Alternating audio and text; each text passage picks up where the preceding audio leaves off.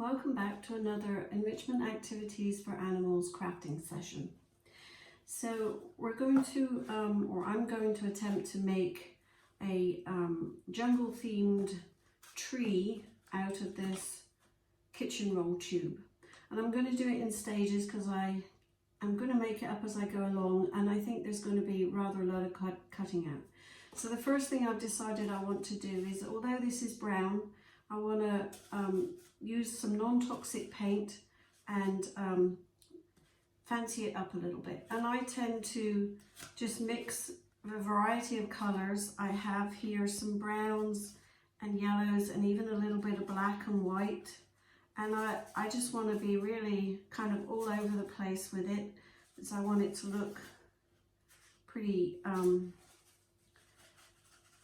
natural, if you will. And remember, in nature nothing is straight, or you don't see straight lines, and there's all sorts of things. So I want it to look less uniform in colour, and as I said, I'm just randomly mixing colours together to create some kind of pattern that just changes it up a little bit from being a plain colour.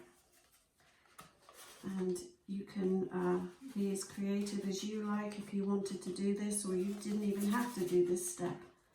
I just wanted to make it look a little bit less like a regular cardboard tube. So, as I said, I'm just squiggling all over with a variety of paints, mixing them as I go. Some browns, I put in a little bit of yellow, some white, etc. and just mix it up a bit. And you could put lines on if you want, and so on and so forth. So I think that's going to be pretty good for a tree trunk. I think the more sort of rough and tumble it looks, the better it is in many ways. So that's the first part. I'm going to let that dry and I'll come back for the next part. Okay, so while that is drying, I've decided I want to make some branches, and I'm just using old pieces of cardboard from the side of a box. And the way I want to do this is I'm just drawing a rough shape of a branch, branching out. And remember, in nature, nothing's going to be straight, so you don't really need to have very straight lines. But I've drawn a rough idea for a branch that hopefully I'll be able to attach in a little bit to the tube once it's dried. And again, try and be as creative as you can. Remember, in nature you're not going to find very straight branches, so you want to cut them a little bit crooked, and don't worry about straight lines and being exact. So that's kind of the first idea for a branch that I have. And I will need to cut out quite a few more, so I will do that and come back when it's finished. Okay, so the next step is I've cut out quite a lot of branches. I didn't actually count how many, but I have 1, 2, 3, 4, 5, 6, 7, 8, 9, 10, 11, 12, 13 branches. And I think what I will do with these, and they're all quite different, as you can see, none of them really look much the same. So I think what I'm going to do is again splodge on some paint. Like I did before with the tube, just to break up the kind of same colourness of the box.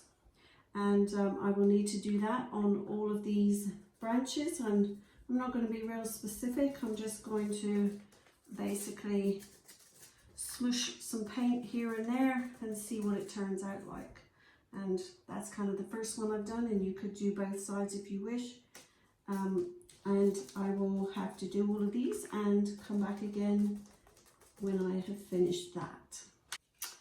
Okay, so while the paint, and remember to use non-toxic paint, 10 paints, while that is drying, I'm now going to cut out some leaves.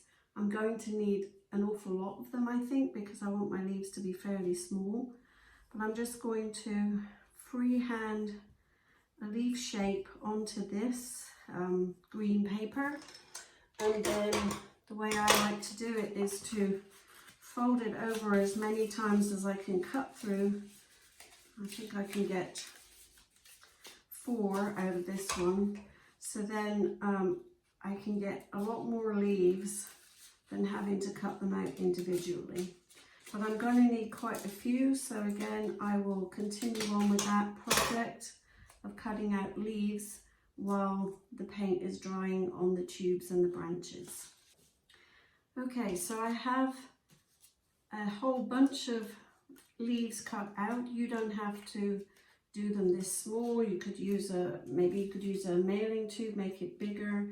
You don't have to cut leaves out of this shape. I just decided I wanted fairly small leaves on my branches. And the next job, which is also going to take a little bit of time, is using the non-toxic glue. And I'm just going to randomly glue the leaves onto my branches. And so again, it's going to take a little while to do that, but I want to be fairly random about it, so I'm going to spend a little bit of time gluing some leaves on, and I will come back when I've done that. Okay, so I have all my branches with the leaves on, and I also spent a few minutes drawing on some veining on the leaves.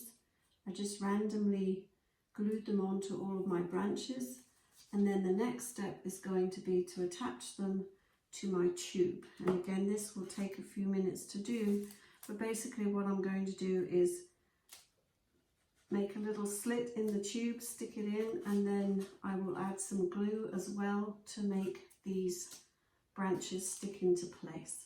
So I will do that and then come back and show you what it will look like, hopefully. Okay, so I've spent a few minutes now gluing the branches with the leaves onto the tube, just sort of randomly placing them. Some of them I cut a slit with scissors into the tube and poked it through. Others I just glued onto the front of the tube. And then as a finishing touch, I drew out, I looked up an outline, and then I freehanded, these are intended to be a representative of our Gibbon pair. CJ, the female, is blonde, and Max, our male, he's black. So they might enjoy something like this with some of their diet hidden inside.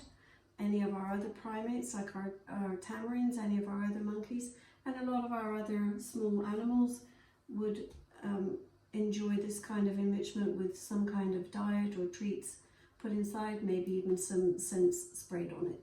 So that's a jungle tree with the gibbons swinging through the branches. So we hope that you'll join us and make some of these for your pets at home or for our animals at the zoo, and you can bring them when we are open. And remember, before you start your craft project, please wash your hands, and then also make sure you use non-toxic paint, non-toxic markers, and non-toxic glue sticks. So no stake, no staples, no strings, nothing like that. It all has to be non-toxic products. So thank you for watching.